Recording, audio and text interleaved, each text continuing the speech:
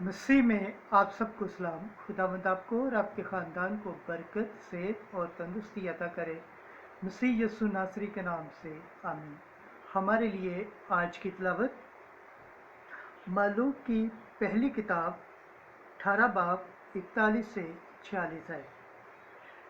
इलियास ने दुआ की और आसमान से में बरसा। खुदा बाप, बेटे और रूह कुद्दुस के नाम से आमीन। इलियास ने हियाब से कहा, ऊपर जा, खा और पी, देख मी की कसरत की आवाज़ है। तब हियाब ऊपर चला गया ताकि खाए और पिए, और इलियास किरमल की चोटी पर चढ़ा और ज़मीन पर गिरा और अपना मुंह घुटनों में दिया। और उसने अपने नौकर से कहा, ऊपर चढ़ और समुंदर की तरफ नज़र कर। तो वो चढ़ा और नज़र की और कहा, मैं कुछ नहीं देखता। उसने उससे कहा, 7 दफ़ा फिर जा। जब 7वीं दफ़ा हुई तो उसने कहा, देख, एक छोटी सी बदली आदमी के हाथ के बराबर समुंदर से उठी है। तो उसने उससे कहा, ऊपर जा और हियाब से कहे कि गाड़ी तैयार कर और नीचे उतर जा, ना हो कि मैं तुझे रोक दे। और थोड़ी ही देर में देखो, आसमान बादलों से तारीक हो गया और हवा चली और बड़ी बारिश उतरी। तो हियाब गाड़ी में सवार हुआ और इज़राइल को गया, और खुदावंद का हाथ इलियास के साथ था।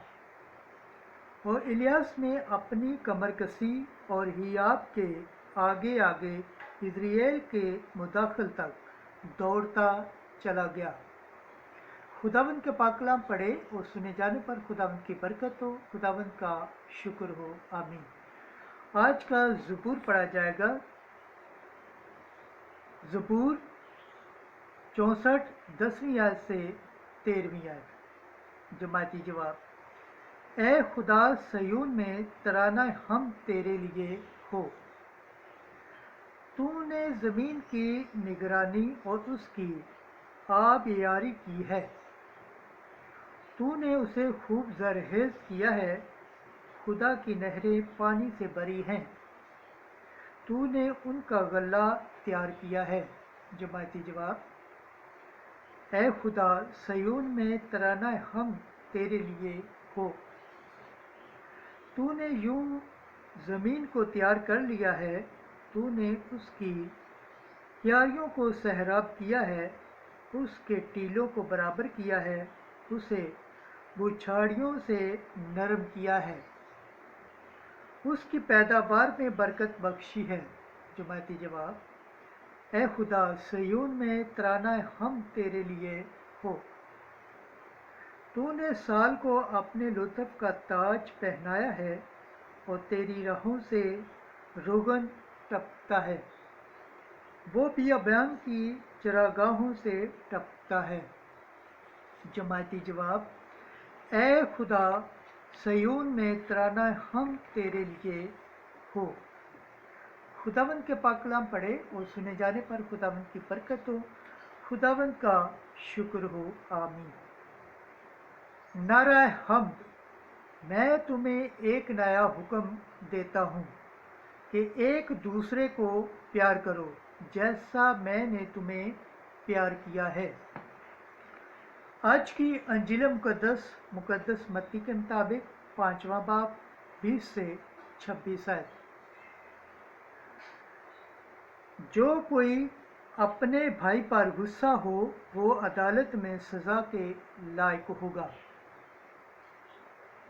एक दिन यीशु ने अपने शागिर्दों से कहा कि अगर कोई तुम्हारी रास्ती फकीहों और फरीसियों की रास्ती से ज़्यादा ना हो तो तुम आसमान की बादशाही में हरगिज़ दाखिल ना होगे।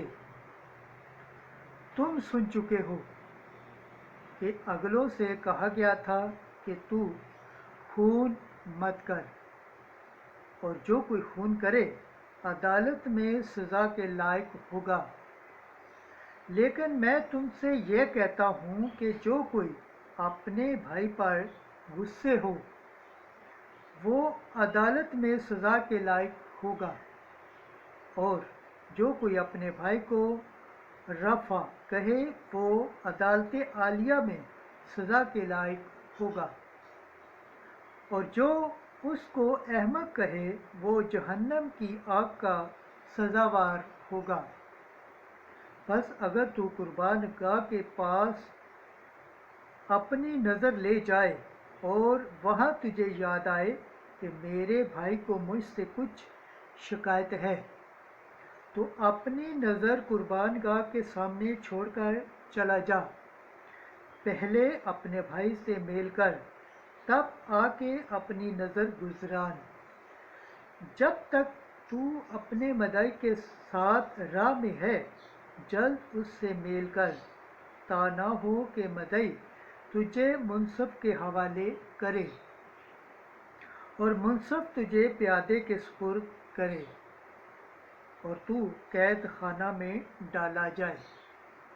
मैं तुझसे सच कहता हूँ कि जब तक तू कोड़ी कोड़ी अदा न करेगा वहाँ से हरगिज़ नहीं छूटेगा।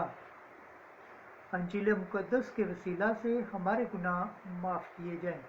MC तेरी सताइश हो। खुदावंद के पाक कलाम पढ़े और सुने जाने पर खुदावंद की बरकत हो, खुदावंद का शुक्र हो। आमीन। खुदा बाप, बेटे और रूह कुद्दुस के नाम से आमीन।